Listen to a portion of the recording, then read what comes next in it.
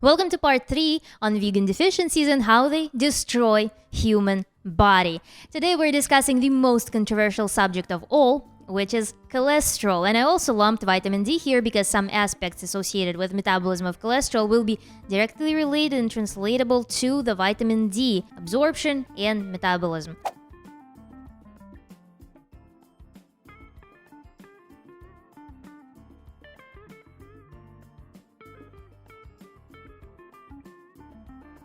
Cholesterol reduction is one of the main objectives and selling points of plant-based diet and veganism when it comes to the health aspect of veganism. Because we all know that veganism is not about health, don't we?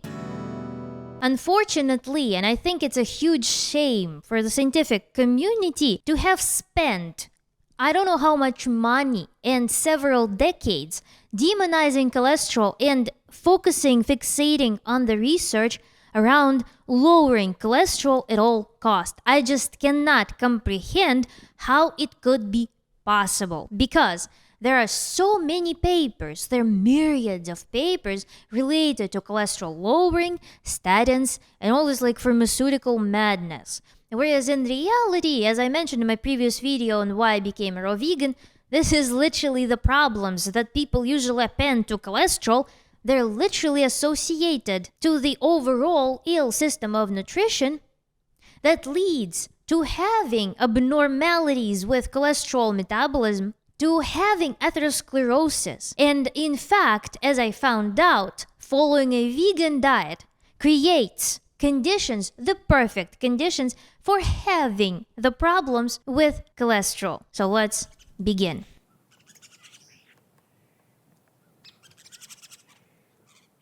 Vegans, at first thing that we need to mention is that vegans, people following plant-based diet, they're not automatically insured from having elevated LDL, high cholesterol. And here I would like to demonstrate you the anecdote. The person followed a strict vegan diet for 2 years but had abnormally high LDL and reduced HDL. And the paper says that some previous study allowed for 20-30% decrease in total cholesterol and LDL in patients with hyperlipidemia after they followed a vegan diet. And studies specifically following women demonstrate that a vegan diet is typically associated with a reduction in HDL, good cholesterol that helps to scavenge unused cholesterol from the cells and between the cells and convey it to the liver to get disposed or recirculated, and then followed by a decrease in LDL and total cholesterol. So they say that the patient in this case report qualifies as a strict vegan who for 2 years, which raises the question, how is it possible to have such an unusually poor lipid profile? Poor as of normal, standards of the medical science. Reductions in LDL and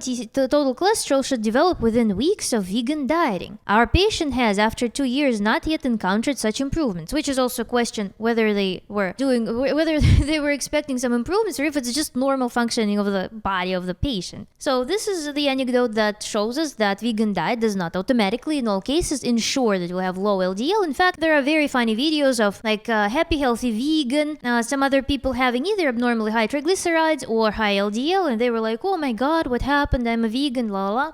It's not related to that, but good luck finding why you're having this.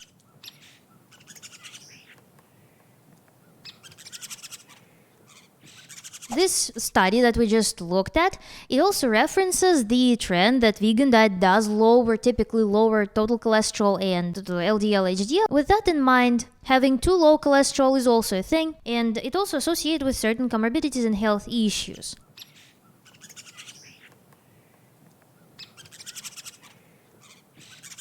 And one of the problems there is during the fetal development, because 20% of cholesterol of the fetus is usually received through placenta and during the time of development of the nervous system. And so it was associated, you'll see the snippets of the paper here if I'm not reading them directly. The development of ADHD, especially in the males, was associated with having too low cholesterol. Behavioral issues and suboptimal nervous system development in children may be associated with having too low cholesterol during the gestational period. And also, when we study, you know how cholesterol is usually comes in juxtaposition to plant fats and healthy fats. Yeah, the correlation between the different like plant fat consumption and ADHD was also found. So snippet will be here on the screen.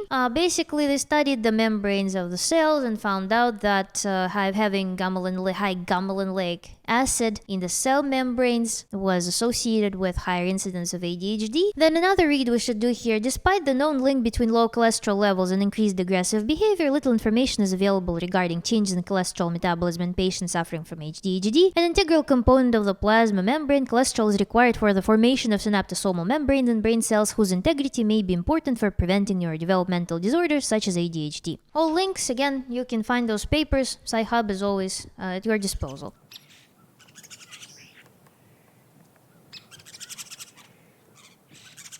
As I mentioned, the issue of cholesterol is insanely smeared in the scientific literature. It's quite convoluted. So today I decided to provide you with potentially some alternative information than what we hear in the mainstream media, in the mainstream medical pop science outlets, and we will discover why it may be good to actually consume cholesterol dietarily. And also I will bring up some hypotheses on possible risks and problems associated with following a strict vegan diet in terms of cholesterol. Something to think about. Cholesterol is essential to life. It is an integral part of cell membranes, and it is again a precursor for synthesizing bile acids, steroid hormones, and vitamin D. Cholesterol itself is insoluble in blood. It needs to be attached to the proteins. This is where LDL, low density lipoprotein, and high density lipoprotein, HDL, comes into play. They are transport proteins. LDL if we speak roughly, transports cholesterol from liver to the cells, to the target cells and tissues.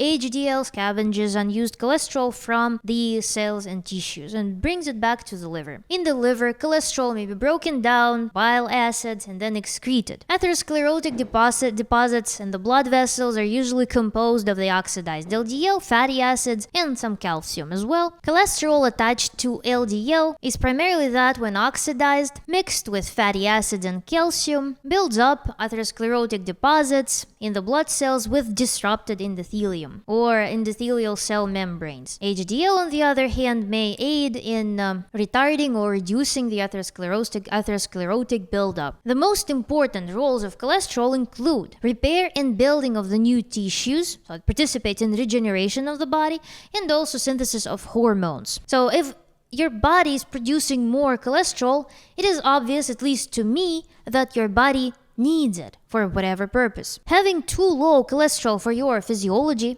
for your current state of the body, may lead to the following symptoms and outcomes: hopelessness, nervousness, depression, confusion, agitation, difficulty making decisions, mood swings, sleeping disorders, disordered eating, fatty stools, fat malabsorption, vision changes, hormonal imbalance, increased risk of stroke, in children, weight loss, intellectual disabilities, and cognitive impairments. Now we'll read something interesting, because there are speculations that we do not need any cholesterol. Every tissue can synthesize its own cholesterol in enough amounts, and there is some evidence, yes, that usually extrahepatic synthesis of cholesterol can compensate for the low absorption of cholesterol from the GI tract and from liver synthesis. But let's read something here. From this point of view, it would appear that circulating cholesterol has a minimal contribution to levels of cholesterol in the adult brain. However, several studies have determined that circulating levels of cholesterol do have direct consequences on the brain. For example, a physiological hypercholesterolemia is observed during suckling, and this is at the time of major growth and myelination in the brain. So restrictions in diet cholesterol are thought to be deleterious for brain development and performance. Moreover, many investigations have reported that adults with low blood cholesterol exhibit aggressive, suicidal, or criminal behavior, and the possible cause could be a reduction in the number of serotonin receptors receptors in brain as a consequence of a loss of cholesterol in membranes. In addition, it has been found that there is a positive correlation between plasma cholesterol levels and the incidence of dementias and Alzheimer's disease. Taking into account that plasma lipoprotein carried cholesterol does not cross the blood-brain barrier, the question is how would cholesterolemia have consequences on brain performance? Firstly, it is possible that plasma membrane of endothelial cells contain functional lipoprotein transporters or transporters for unesterified cholesterol like ABCA1. Secondly, it is possible that a small amount of bulk phase endocytic transcellular movement could take place in endothelial cells. Thirdly, it has been demonstrated that blood-brain barrier is permeable to some hydrophobic molecules such as sterols, and that hydroxylation of sterols greatly increases their rate of passive diffusion across the blood-brain barrier. Causes of too low cholesterol. First of all, it can be genetic, so some people have actually hypercholesterolemia. Some people have rare disorders that make them have low cholesterol. You could have very low cholesterol because of a rare disorder that runs in your family, malnutrition, not eating enough or not eating enough healthy foods,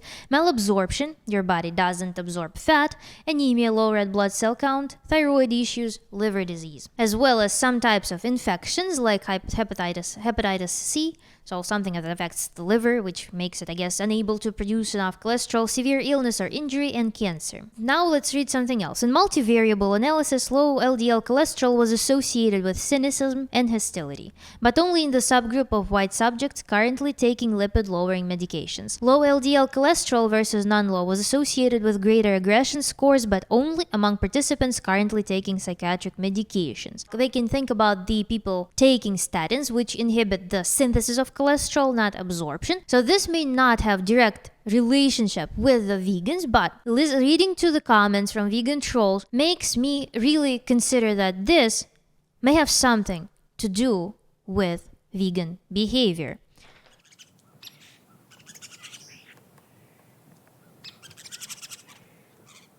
And here, let's see the diagram of synthesis of cholesterol, how it is being synthesized in the body. Because indeed, yes, our body regulates synthesis of cholesterol in response to the dietary intake or the absorption of cholesterol, perhaps body's inherent ability to reabsorb cholesterol that circulates in the GI tract. So this is the diagram. You can explore it, and I will also attach the link to the paper for this article. The fate of newly synthesized cholesterol, or that obtained by receptor-mediated uptake, is varied.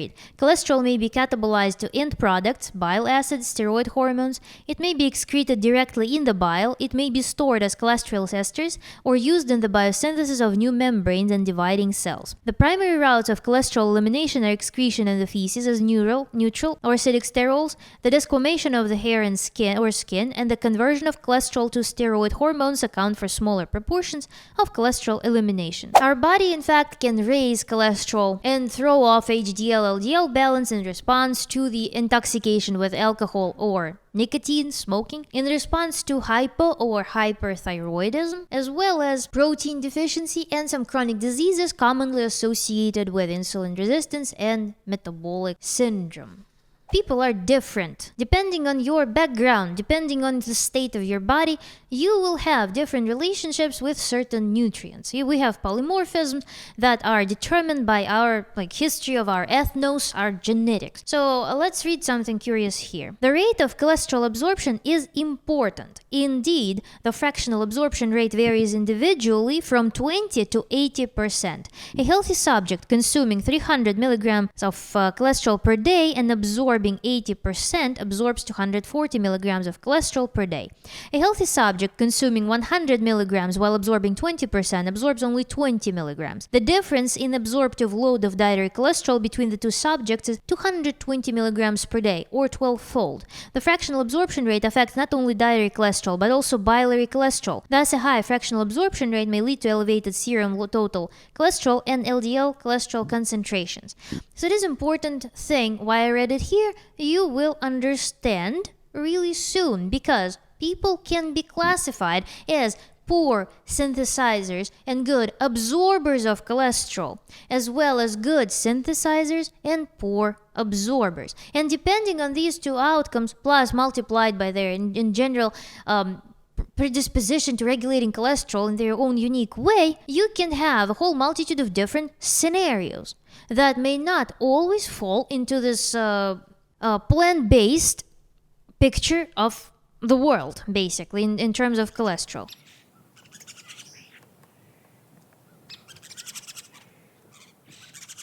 Now let's read something else. Restriction of cholesterol intake reduces the contribution to the daily intestinal cholesterol flux. Compared to omnivores, vegans have a 90% lower cholesterol intake, which results in a 13% lower serum LDL concentration. This seemingly small effect on LDL cholesterol is caused by a 35% increase in whole body cholesterol synthesis. And now let's discuss what can go wrong on a vegan diet in terms of cholesterol. As we said already that it can lower cholesterol, and usually actually a lot of times HDL cholesterol suffers first, and there can be different reasons for that, including protein deficiency, certain amino acids. But let's think about the following. Disposal of cholesterol requires choline, because both cholesterol and choline, they are required for production of bile acids. And bile acids are something that eliminates cholesterol from the body. And when we think about choline, choline is not only a very risky thing in terms of in association with veganism. 11% of Americans actually hit choline goal. And this is without taking into account that 50% of the population have a polymorphism that increases the demand for choline in those people. So in veganism, there can be disorders related to liver and to actually cholesterol metabolism. Another thing that can be wrong with veganism is that vegans usually show much lower coenzyme Q10 levels. And again, despite the fact that you may have low cholesterol, your body may still produce a lot if you fall into category of good synthesizers, for example. If your body is wired to produce a high amount of cholesterol, and if your body signals that it needs cholesterol, one of the reparative, the first responders to any damage, you will have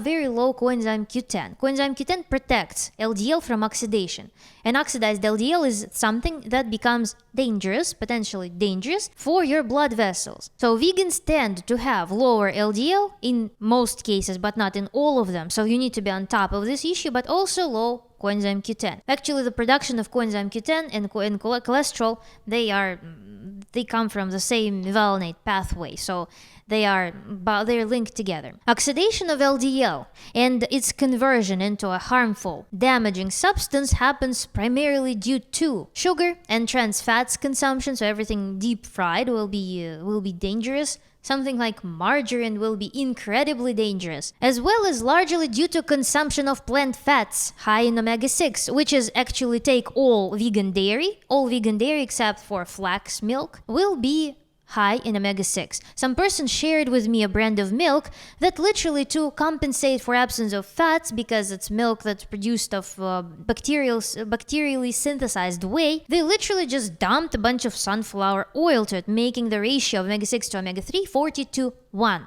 You will have enormous amounts of omega-6 unless you take very, very, very, very good algae oil if you eat anything but fruits and greens, for example. Because the vegan diet is rich in nuts and seeds. So, in fact, if we look at the composition of the arterial plaque corresponding to different diseases, cardiovascular diseases, they're mostly composed of plant sterols, plant fatty acids. Then, in the context of vegan diet and cholesterol, atherosclerosis often starts with blood vessel scarring.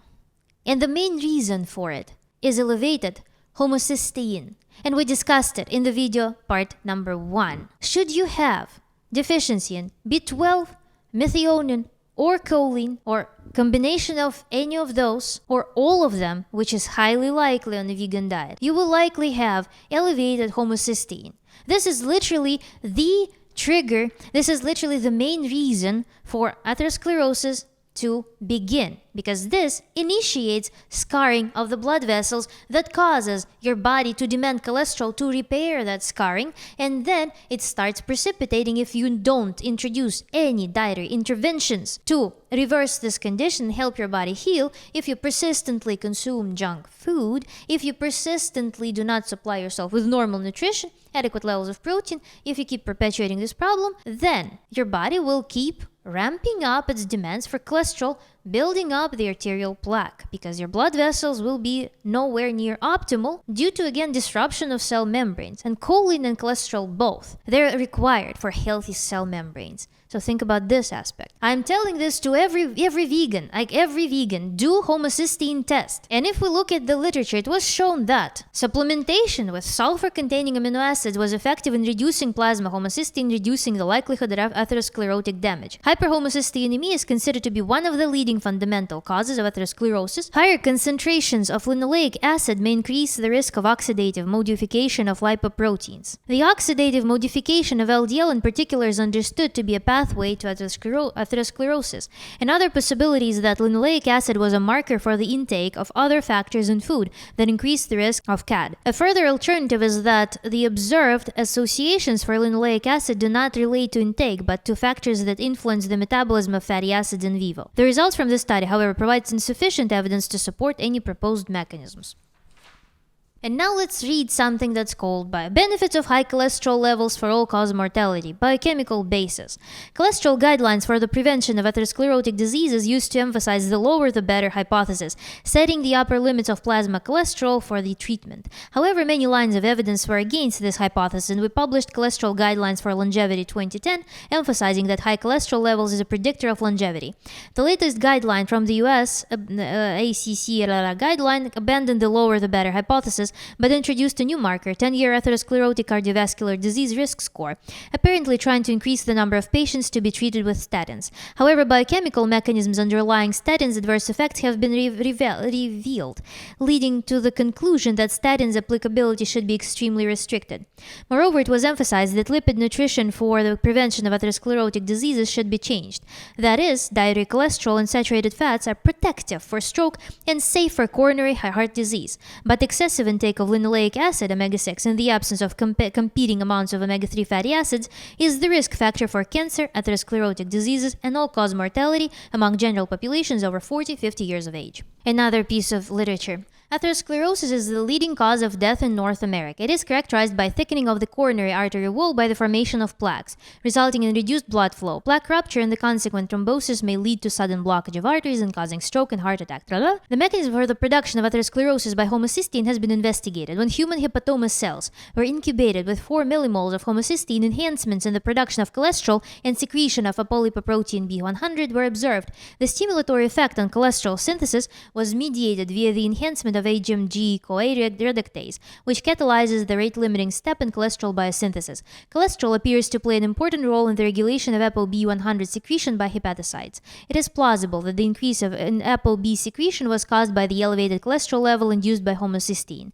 The ability of homocysteine to produce a higher amount of cholesterol and promote the secretion of ApoB would provide a plausible mechanism for the observed relationship between hyperhomocysteinemia and the development of atherogenesis and coronary artery disease. This has an immediate relevance for every vegan out there. Let's read some other piece. The effect of methionine supplementation of low methionine diet in the presence of choline on the blood lipids was dramatic. The serum total lipid and the total cholesterol decreased 19.5 and 24.3% respectively. The cholesterol phospholipid ratio decreased by 36.7% through a decrease in cholesterol concentration and an increase in phospholipid fraction. And now some other interesting thing that's kind of seemingly in conflict with what we just read. Choline deficiency also produces a striking decrease in blood lipids. TIMECODES et al. And Mukherjee et al. Observed a significantly lower proportion of arachidonic acid in the serum of plasma lipoproteins of choline-deficient rats. There was little change in the fatty acid composition of the plasma triacylglycerols as a result of the omission of choline from the diet, despite dramatic change in the triacylglycerol fatty acids on the liver. Reintroduction of choline into the diet led to a prompt return to normal levels in lipid composition of the various plasma lipoprotein fractions. Earlier work suggested that the decrease in plasma lipids is due to an impaired release of hepatic lipids into the plasma, possibly due to a defective lipoprotein secretion. Studies with isolated perfused livers allowed a more direct assessment of the metabolic abnormality in choline deficiency. The later studies suggested that the impairment of triacylglycerol transport is most likely due to fatty biosynthesis of the plasma of lipoproteins by the choline deficient liver. So this is something else interesting, something to read about if you're a vegan, considering a vegan diet, because choline deficiency, choline insufficiency may directly influence your cholesterol synthesis and metabolism. So this is something to be aware of. This is why I'm bringing it up. And interesting here, if we observe that methionine choline deficiency, B12 deficiency can produce elevated levels of homocysteine, and then also there is some mechanism hindering production of cholesterol whose role is to go and patch the damage in the blood vessels induced by hyperhomocysteinemia, then how healthful is that? How healthful is that to reduce the amount of cholesterol circulating in your blood that your body wants and needs to patch some repair? Then vegan diet, again, we already discussed 5 or 6 deficiencies, and all of them in some way they lead to destruction of your tissues. But how helpful it is to suppress the amount of cholesterol.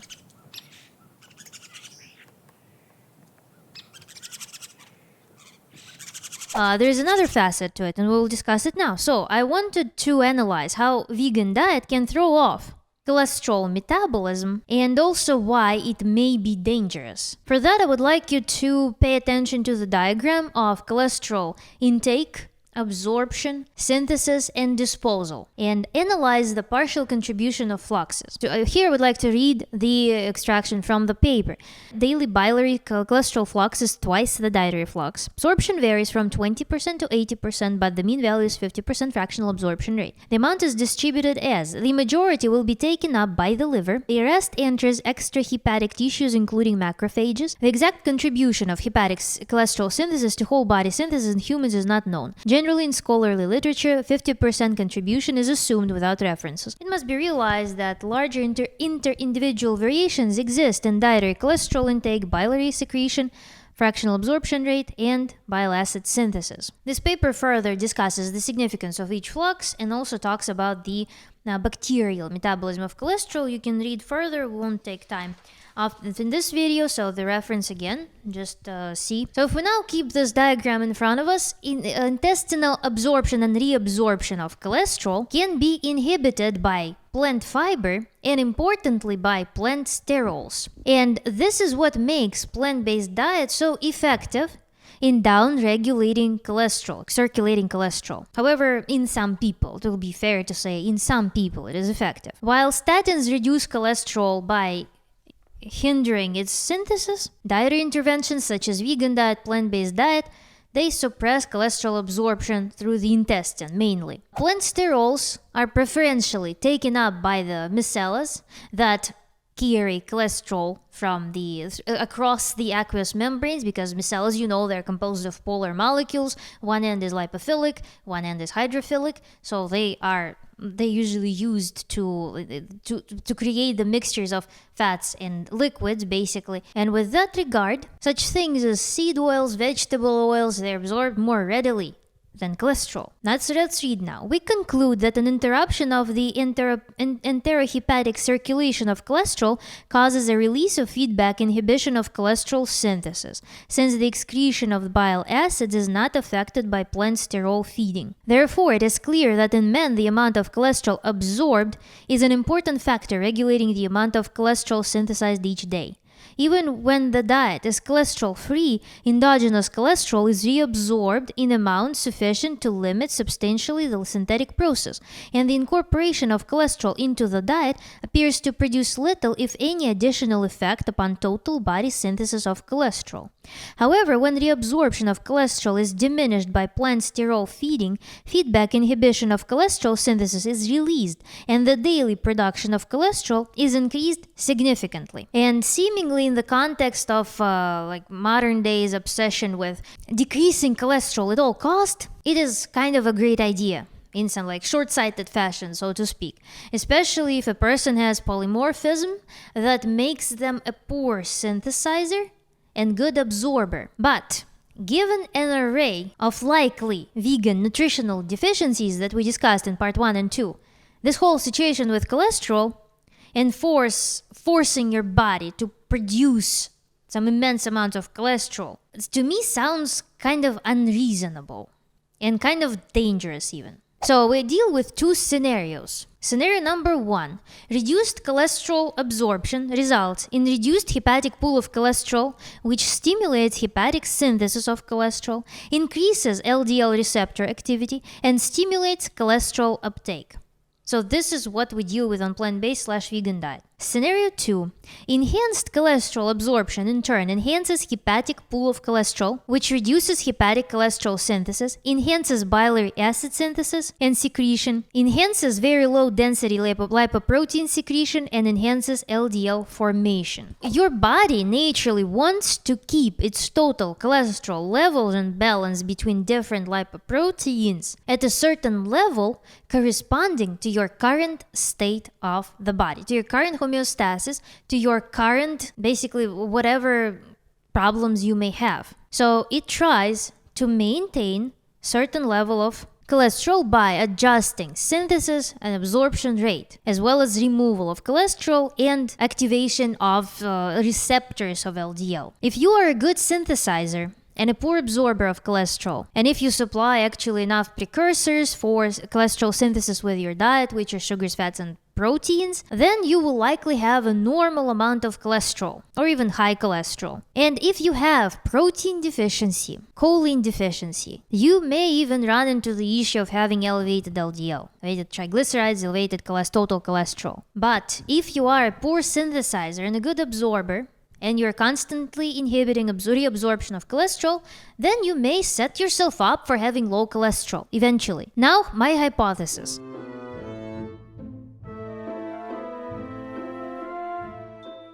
Imagine your body produces X amount of cholesterol based on the food intake. Like imagine, this is like we're inside of the vegan body.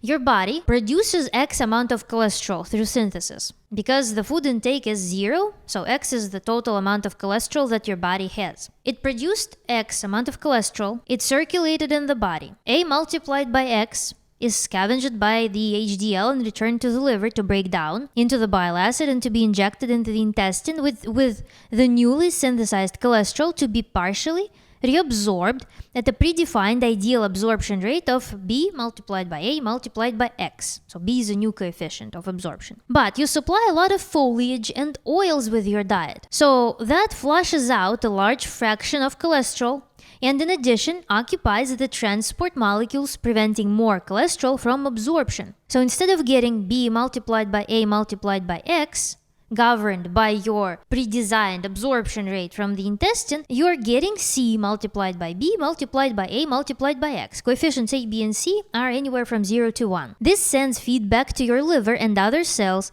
to ramp up cholesterol synthesis because your body is not receiving the amount that it wants. You cycle such system over and over and over and over, so your cholesterol production happens at the maximum rate your body is capable of because of the maximum elimination rate. Your body expects B multiplied by A multiplied by X cholesterol from the GI tract, but it gets nearly 0 because we have C, B, A, X amount of cholesterol, while at the same time getting loaded instead with plant sterols, with plant fats, with all of your plant milks, dressings, and such. So basically what ends up happening is that some systemic issue that demands your body to produce cholesterol, certain demands for hormones, certain repair needs are not addressed. And that damage is very likely on a vegan diet. Because you're likely having already an array of certain nutritional deficiencies that promote destruction of cell membranes and disrupt your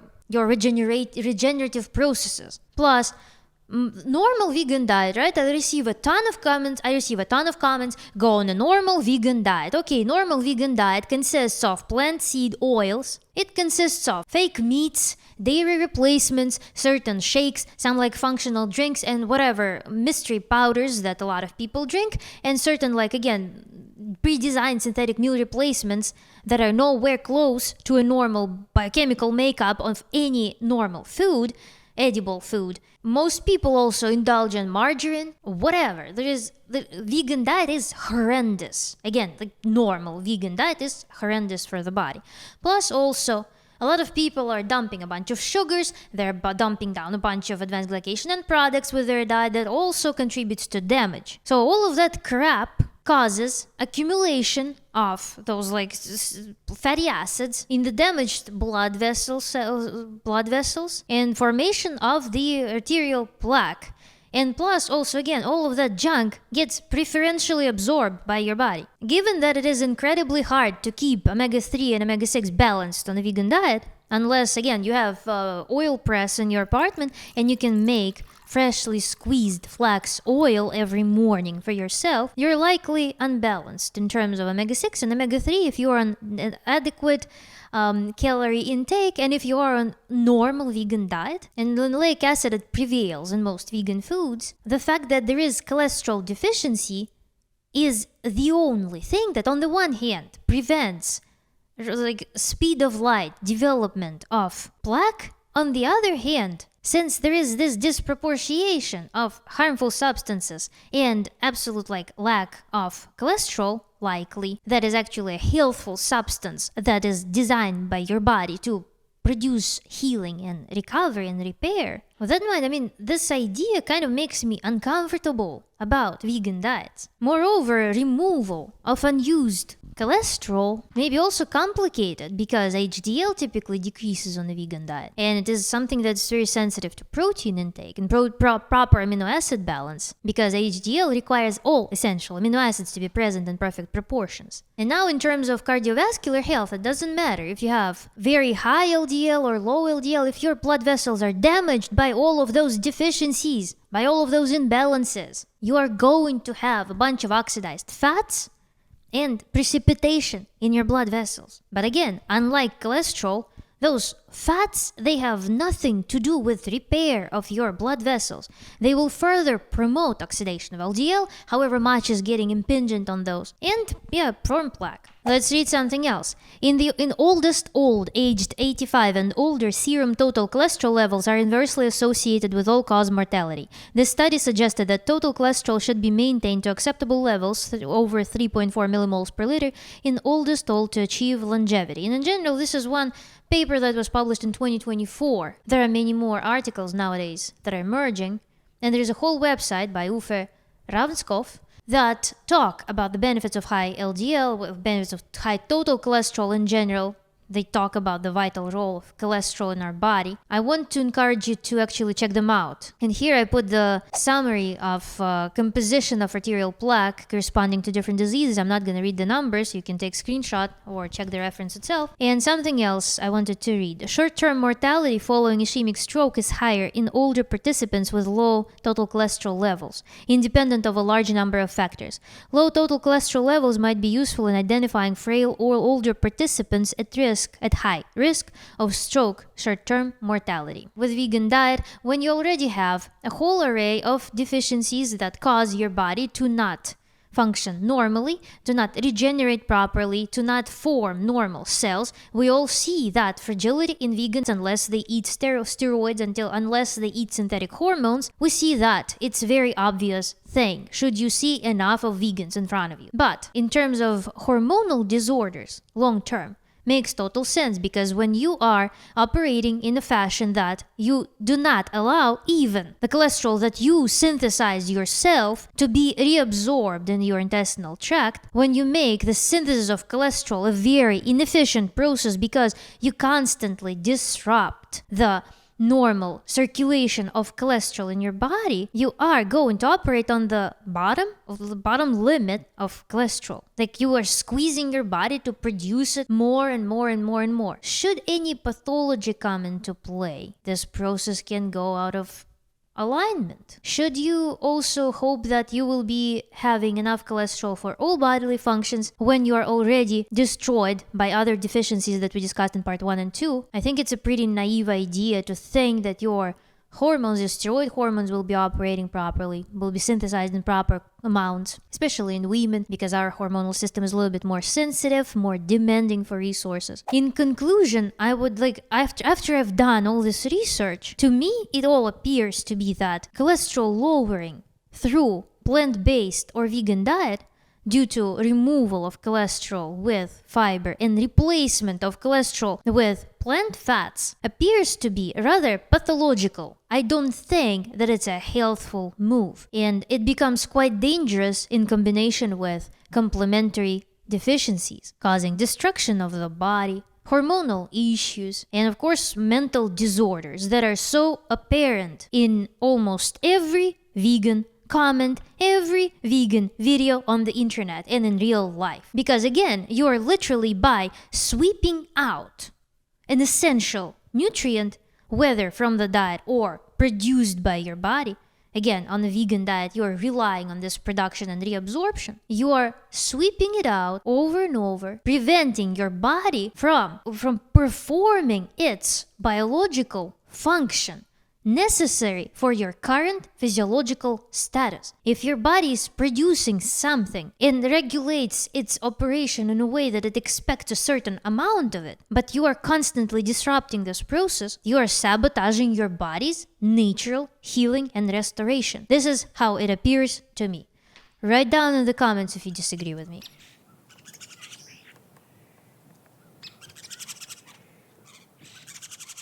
And now I would like to discuss certain aspects related to vitamin D, since again this subject has a very reasonable affinity to cholesterol subject, because metabolism, even like metabolism of cholesterol and vitamin D, they're related. Again, there is like this fork in the biology. Let's read paper number 1. In conclusion, white strict vegetarians are in danger of becoming vitamin D deficient, at least in the winter, primarily because of a low vitamin D intake. Normal sunlight exposure during summer does not seem to be enough to maintain a satisfactory vitamin D status. The intakes of vitamin D containing foodstuffs and vitamin D supplements and sunlight exposure during the winter seem to normalize the vitamin D status of strict vegetarians. Nope. The vitamin D deficiency is accompanied by high serum parathyroid hormone concentrations. A low calcium intake could to some extent aggravate the secondary hyperparathyroidism. The importance of vitamin D deficiency in accompanying secondary hyperparathyroidism for bone health in vegetarians remains, however, to be evaluated. But this is a very known issue, and I will put maybe screenshots or links in the description for you to review, because vitamin D deficiency is prominent in vegan population. And here we will discuss why supplements unfortunately may not work on a vegan diet, especially on healthful, whole food diet filled with healthful plant fats. Could the intake of dietary fiber affect vitamin D status, as has been suggested by Robertson et al.? They found a higher incidence of rickets in Northern Ireland after World War II, when cereals contained a higher proportion of dietary fiber than during the war, although the diet contained the same amount of vitamin D, I guess, was consumed. Forgot to finish the sentence. In the present study, the intake of dietary fiber was higher in all vegetarian groups than in the control group. There was a significant correlation between the serum vitamin D concentration and the intake of dietary fiber when all groups except group 4 were considered. The dietary intake of vitamin D correlated negatively with the intake of dietary fiber. This could be expected because a typical vegetarian diet is high in dietary fiber and devoid of foodstuffs containing vitamin D. In addition, the serum vitamin D concentration correlated with the dietary vitamin D intake. Thus, it could also be expected that the serum vitamin D concentration correlated with the intake of the dietary fiber.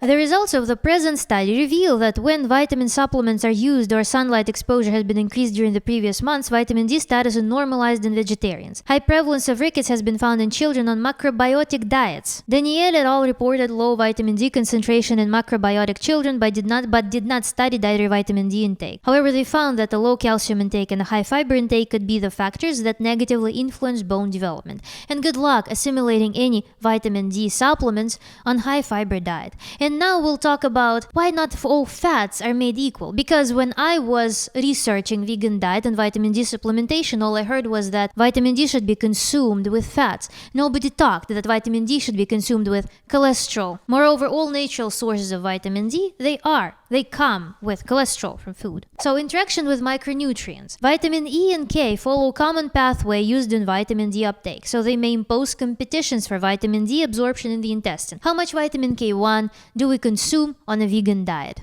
thousands of RDV. This assumption was verified by a study on Q cell line which confirms the role of vitamin E in impairing the vitamin D absorption, reduced 15% at medium concentration of vitamin E and 17% at high concentration of vitamin E. Absorption in intestine. Phytosterols, plant sterols traditionally are applied as functional ingredients to reduce cholesterol absorption in the gastrointestinal tract. As vitamin D possesses a steroid structure and parades common absorption pathways as cholesterol, we hypothesized that phytosterols could also hamper vitamin D uptake. This assumption was confirmed by an in vitro study on two intestinal cells where phytosterol was found to be a potential candidate to impair the vitamin D absorption by 16 to 36%, depending on micellar composition in this cell line. Now let's read something on the oils. The absorption of vitamin D was found to be impaired when vitamin D was served with a fat substitute, olestra sucrose polyester, was ingested in 102 healthy males and females. The serum level of vitamin D in African American and Caucasian adolescents was significantly reduced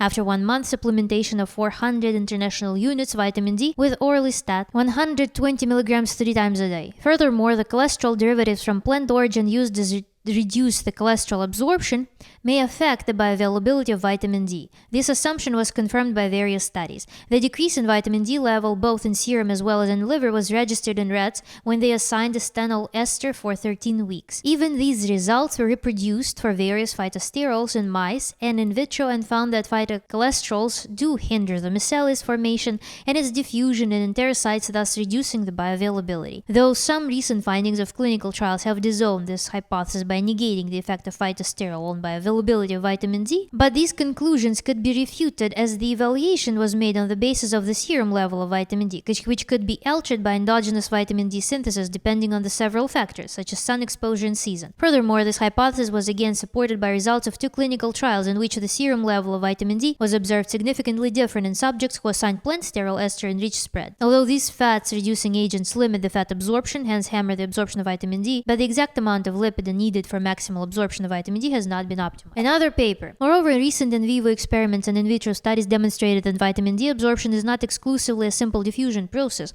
as previously assumed, but rather a mechanism that involves membrane carriers. Cholesterol transporters may be also responsible for vitamin D uptake, since factors interfering with cholesterol absorption also interfered with vitamin D absorption in laboratory and clinical studies. However, although NPC1L1 is the major cholesterol transporter, it did not seem to play a fundamental role in vitamin D absorption in studies using live rodents or in clinical study trial in which izatimib was administered to healthy adults. Another paper, Goncalves et al. Found that long-chain fatty acids which modulate cholesterol absorption interfered with vitamin D absorption. They postulated a possible modification in the micellar electrical charge or modulation of cholecalciferol outflow through the basolateral membrane of enterocytes as a potential mechanism for the reduction in vitamin D absorption. Another possible explanation offered was the competition between free fatty acid and cholecalciferol for the same transporter, specifically CD36 or SRBI, since these two proteins are known to be involved in fatty acid uptake. Phytosterols are commonly employed to reduce dietary cholesterol absorption, and the same research group evaluated both in vitro and ex vivo the effects in different sterols on micellar incorporation of cholecalciferol, apical uptake of cholecalciferol, and basolateral efflux. In mice, cholecalciferol bioavailability was 15-fold lower in the presence of beta-cytosterol. The significantly impaired cholecalciferol incorporation into mixed micelles from -16% to -36%, depending on the sterile micellar composition, and the significantly lowered cholecalciferol apical uptake from -13 to -39% were cited by the authors as possible causes for the decreased vitamin D bioavailability. They also observed vitamin D and phytosterol competition for a common membrane transporter, supposedly NPC1L1. So this case with vitamin D malabsorption is another evidence that to my claim that removal of cholesterol and substitution of cholesterol with plant fats is a pathological process. And it is no surprise that you can take 5,000, 10,000, 100,000 international units of vitamin D per day on a vegan diet. If you eat enough fiber, if you are on a balanced vegan diet, normal vegan diet, you're not going to be hitting your vitamin D goals, depending again on the amount of suppression of absorption of vitamin D, which can vary, again, depending on your diet, depending on what's happening. And you will never know that unless you're literally monitoring your vitamin D through constant blood work and stuff. So many people wrote to me that they had the same exact issue with hyperactive parathyroid glands despite vitamin D supplementation in amounts more than they ever did before in their life, before they went vegan. It is a real issue that has evidence in real life. How can we claim that removal of cholesterol and substitution it with plant fats is in any form healthful when we're reading the body of one of the most vital and important vitamins there is, vitamin D? That is literally, its functions are vast. It's literally probably the most fundamental vitamin to retain at high levels through whatever means you can. So this is another proof that this process is not physiological. It's not right. And in fact, actually, from one of the papers, I didn't include it on my sheet for the video, but I will try to include in the links. It made it sound that I think this latest quote that I read, that literally taking vitamin D with orange juice is the most plausible way to take vitamin D on a vegan diet. Because again, you don't want to hinder its uptake by some fats that are not intended for consumption. I think I will conclude here, and I will see you in part 4.